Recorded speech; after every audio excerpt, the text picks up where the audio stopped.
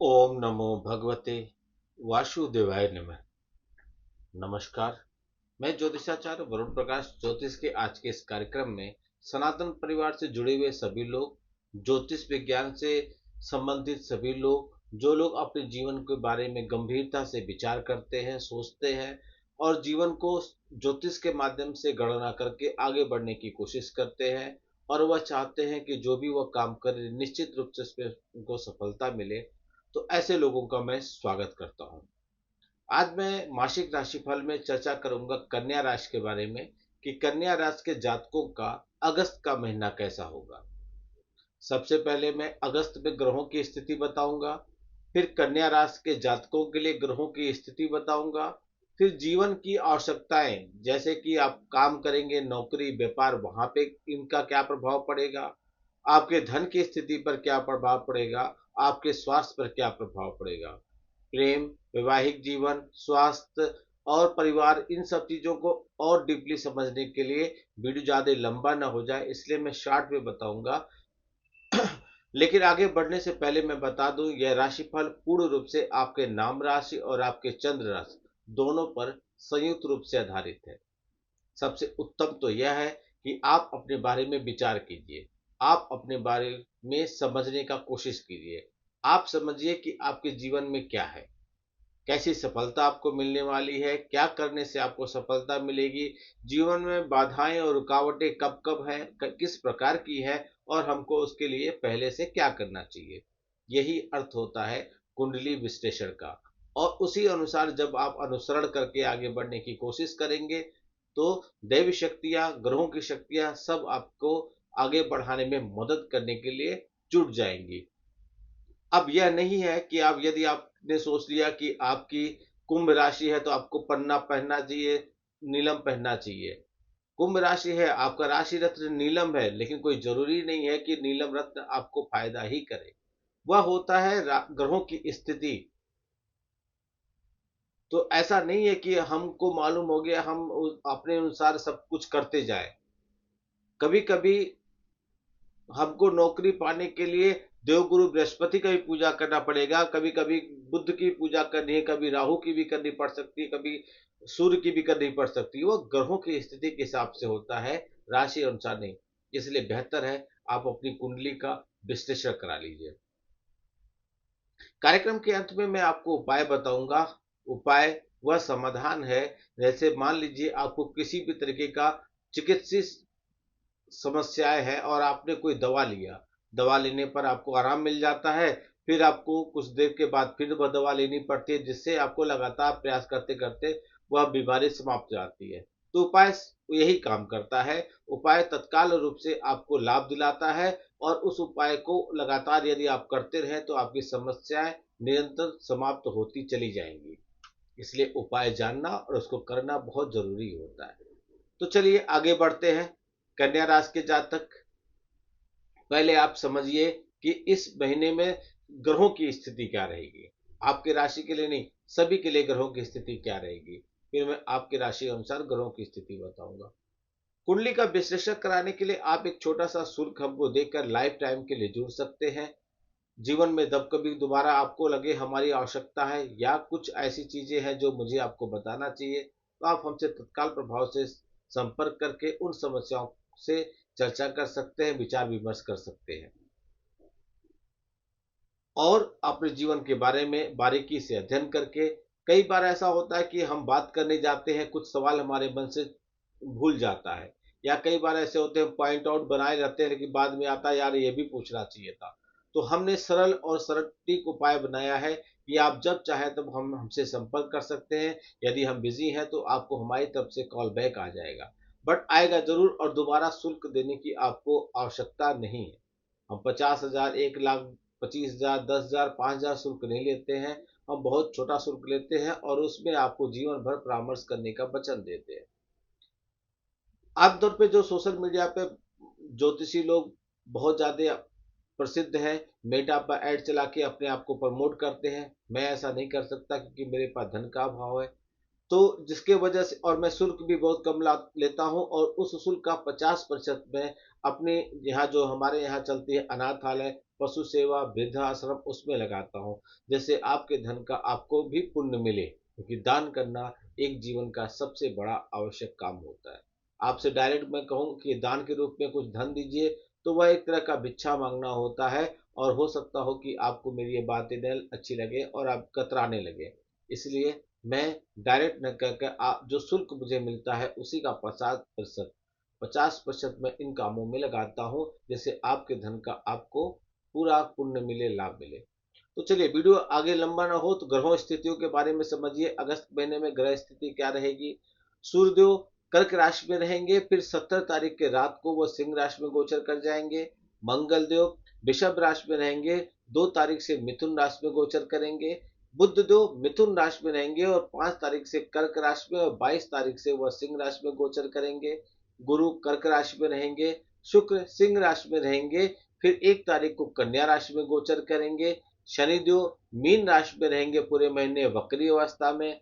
राहु कुंभ राशि में रहेंगे और केतु सिंह राशि में रहेंगे। यह सभी के लिए ग्रहों की स्थिति रहेगी।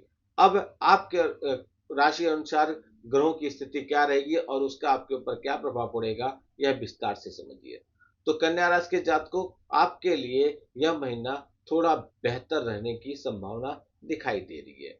राहु छठे भाव में, केतु द्वादश भाव में, बृहस्पति एकादश भाव में और वक्री शनि सप्तम भाव में पूरे महीने बने रहेंगे। सूर्य महीने की शुरुआत में आपके एकादश भाव में और 17 तारीख से वह द्वादश भाव में चले जाएंगे। बुध महीने की शुरुआत में मंगल के साथ दसम भाव में, फिर 5 तारीख से एकादश भाव में और 22 तारीख से द्वादश भाव में चले जाएंगे। बृहस्पति अपनी उच्च राशि कर्क में एकादश भाव में विराजमान रहेंगे, लेकिन 12 तारीख से वह उदय हो जाएंगे।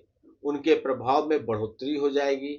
नौकरी करने वाले जातकों को कार्य क्षेत्र में बहुत ज्यादा ओवर कॉन्फिडेंस से बचना चाहिए। जो आप कर रहे हैं उसको करते रहिए, यह ग्रह का प्रभाव रहेगा। और अपने साथ काम करने वाले जो आपके कलीग हैं यानी कि सहकर्मी हैं, उनके साथ अपना व्यवहार अच्छा रखिए। व्यापार में अच्छा पद आपको मिलना या अच्छा लाभ होने की संभावना इस महीने आपको दिख रही है। व्यापार करने वाले जातकों को अपनी कमियों से सीखने का और आत्ममंथन करने का यह समय रहेगा। व्यापार को यह यदि आप सीख लेंगे, समझ लेंगे, तो आगे बढ़ने में आपको काफी मदद मिल जाएगी। प्रेम संबंधी मामलों के लिए यह महीना ठीक ठाक रहेगा। फिर भी आपको समस्याओं से बचने के लिए लगातार धैर्य के साथ प्रयास करते रहना पड़ेगा। वैवाहिक जातकों के लिए यह महीना सामान्य रहेगा। परेशानियों से बचने के लिए मानसिक तनाव से दूर रहिएगा। पारिवारिक संबंध बीच बीच में कुछ समस्याएं आपको दे सकती हैं, बाकी सब कुल मिलाकर ठीक ठाक रहेगा। विद्यार्थी वर्ग के लिए यह महीना अच्छा रहने की पूरी संभावना है। आर्थिक दृष्टिकोण से यह महीना ठीक ठाक रहेगा। कुछ व्यर्थ के अनावश्यक खर्चे आपको परेशान कर सकते हैं। स्वास्थ्य के दृष्टिकोण से आपको सावधानी बरतनी होगी। अब मैं इन चीजों को विस्तार पूर्वक बता रहा हूं। आपको 3 चीज के बारे में बताऊंगा। कार्य क्षेत्र जहां आप नौकरी या व्यापार करते हैं, धन की स्थिति और स्वास्थ्य की स्थिति, क्योंकि तीनों कलयुग में बहुत जरूरी है। बाकी और भी कई चीजें हैं तो उसके लिए आप हमसे संपर्क कर सकते हैं, आपको हम बता देंगे। तो चलिए, कार्य क्षेत्र के दृष्टिकोण से अगस्त का महीना आपके लिए बहुत कुछ करने वाला साबित होगा। महीने की शुरुआत में मंगल और बुध आपके दसम भाव में विराजमान होंगे और मंगल के प्रभाव के कारण आपके अंदर गजब का उत्साह देखने को मिलेगा। लेकिन आपको अपनी जुनूनी हद तक जाने के बजाय धैर्य से, संयम से काम लेना, इसका आदत बनाइए, यानी कि सोच समझ के आगे बढ़िए। 5 तारीख से बुध के यहां से निकल जाने के बाद जल्दीबाजी में आकर काम करने से आपको बचना ही बचना है। अति आत्मविश्वास यानी कि ओवर कॉन्फिडेंस का शिकार आप होने से अपने आप को बचाइए। क्रोध की भावना से बचिए और अपने सहकर्मियों को भरपूर मदद कीजिए। इससे क्या होगा, इससे आपको अपने काम में अच्छी सफलता मिलेगी।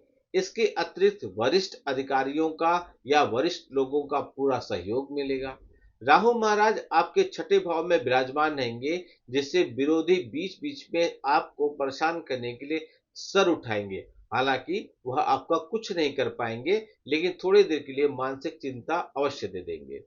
सप्तम भाव में पूरे महीने वक्री शनि विराजमान रहेंगे और एकादश भाव में बैठे बृहस्पति की दृष्टि भी उन पर होगी, जिससे व्यापार में थोड़ी उथल पुथल बचेगी। कोई बड़ा निर्णय लेने से पहले उस पर कई बार विचार कीजिएगा, बड़े बुजुर्गों से डिस्कस कीजिएगा। समान रूप से अपने व्यापार को आगे बढ़ाते रहिए, दूसरों में ज्यादा कमियां निकालने का प्रयास मत कीजिए। आप अपने व्यापार में अपने ढंग से चलते रहिए, तो आपको उन्नति मिलेगी। धन की स्थिति की बात करें तो आर्थिक स्थिति में यह महीना आपके लिए अनुकूल रहेगा। महीने के शुरुआत में ही केतु महाराज द्वादश भाव में विराजमान रहकर बेवजह के खर्चे बढ़ाएंगे। आपके कुछ खर्च ऐसे होंगे जो अचानक से प्रकट होंगे, लेकिन यह आवश्यक खर्च नहीं होंगे, फालतू के होंगे। आप वह कर भी देंगे, अनावश्यक आपका धन भी खर्च हो जाएगा, जिससे आपके ऊपर आर्थिक दबाव पड़ेगा। दूसरे भाव के स्वामी शुक्र महाराज आपके ही राशि में विराजमान होंगे, जिससे आप अपने ऊपर कुछ धन खर्च करेंगे। अपने व्यक्तिगत चीजों को निखारने में आप धन खर्च करेंगे। कोई नया गैजेट, लैपटॉप, मोबाइल या फिर कुछ नए कपड़े खरीदने पर भी आप धन खर्च कर सकते हैं। बृहस्पति महाराज सूर्यदेव के साथ महीने की शुरुआत में एकादश भाव में रहेंगे और 5 तारीख से बुध भी एकादश भाव में आ जाएंगे, जिससे एक से अधिक माध्यमों से आपके पास धन प्राप्ति की स्थिति बनेगी। व्यापार के साधन भी बढ़ेंगे, जिससे आपको धन लाभ होता रहेगा। तो कुल मिलाकर धन की स्थिति इस महीने आपके लिए ठीक रहेगी। बस खर्चों पर ध्यान दीजिए। स्वास्थ्य के लिए यह महीना थोड़ा सा परेशानी वाला है। वैसे तो आपके राशि के स्वामी बुध महाराज महीने की शुरुआत में मंगल के साथ विराजमान होंगे, जो अधिक अनुचित स्थिति नहीं है, खराब स्थिति नहीं है, लेकिन मंगल का प्रभाव होने के कारण हल्की फुल्की आपको एलर्जी होगी। लेकिन बुध अपने ही राशि में मजबूत होंगे, जिससे यह समस्या बहुत लंबी नहीं खींचेगी, जल्दी दूर हो जाएगी। तो आपको इस पर ज्यादा परेशान होने की जरूरत नहीं है। स्वास्थ्य का ध्यान रखिएगा। इसको और बेहतर करने के लिए और चीजों को और अच्छा करने के लिए आपको कुछ उपाय बता रहा हूं, यह उपाय अवश्य कीजिए। उपाय, आपको बुधवार के दिन श्री राम रक्षा स्तोत्र का पाठ करना चाहिए। आपको शनिवार के दिन उड़द की दाल के बड़े बनाकर गरीबों में बांटना चाहिए। आपको शुक्रवार के दिन माता लक्ष्मी को लाल गुड़हल का पुष्प अर्पित कीजिए और शुक्रवार के दिन मां भगवती के स्वरूप को इत्र लगाइए, खुशबू वहां फैलाइए। इससे आपको बहुत लाभ मिलेगा।